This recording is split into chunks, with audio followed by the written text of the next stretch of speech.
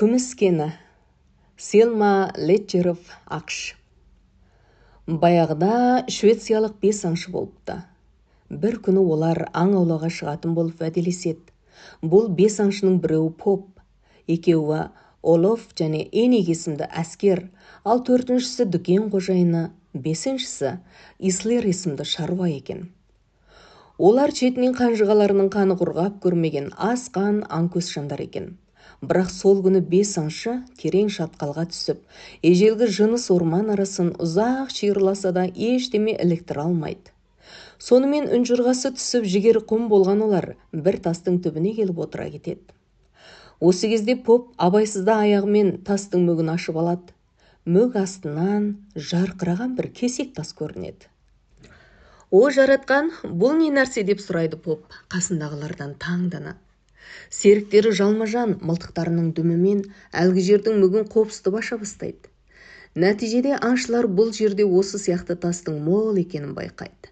Олар әлгі тастардың арасынан біреуін алып, ұстап, тістерімен қажап көреді.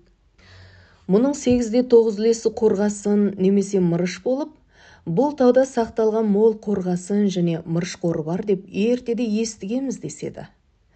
Бесеуі бұл тастың үстінен түскендеріне төбелері көкке жеткендей қуанады.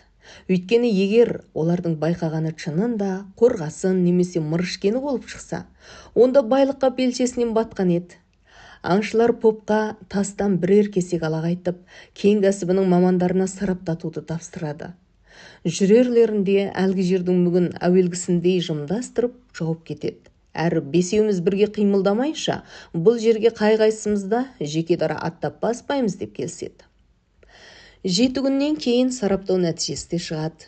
Әлгі тас қорғасында мырышта емес, күміс екен.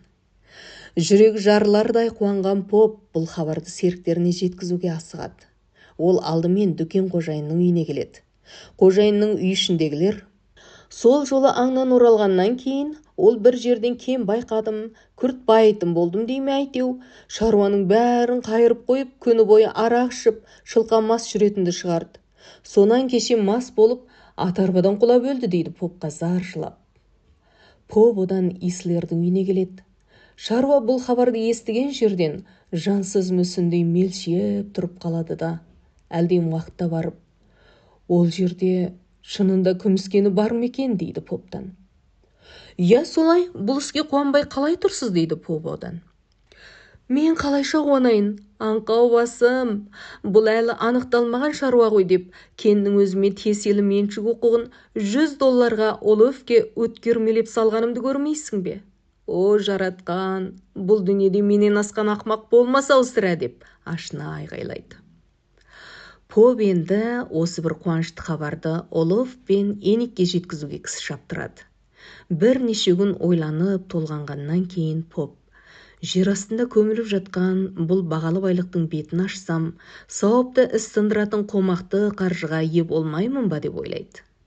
Сонымен ол кен ашу жұмысын ақылдасу үшін Олоф пен Эникті іздеп әскери казармаға келсе, Олоф жер астындағы байлықты жалғыз өзі басып қалу үшін Эниктің түбіне жетіпті де түрмеге түсіпті. Осы бір көкелерін тескен күміскені үшін достарының өлгені өліп, түрмеге түскені түрмеге түсіп, қалғаны бұрынғыдан бетер бақытсыздыққа жолыққанын ойлаған Поп бұл кенді көмулі күйінде мәңгі құпия қалдыру бекіміне келеді. Сонан ұзақ жылдан кейін Швеция жат елдің шапқыншылығына ұшырап, құрып жоғалу қаупінде қалады. Ел басына күн туған осындай қиын қыстау жағдайда бағалы кен байқағанымды патшаға айтпасам жөн болмас деп ойлайды Поп. Патша мұнан хабар тапқан соң: «Қазір ақшаға зәру екеніміз рас. Бірақ онан да маңыздысы, жұмыла көтерген жүк жеңіл дегендей, бізге керегі ел жұрттың бір ниет бір тілегі. Ақша азаматтарымызды ерлік жігерінен айырып, адамдар ара қақтығыс тушықтырады.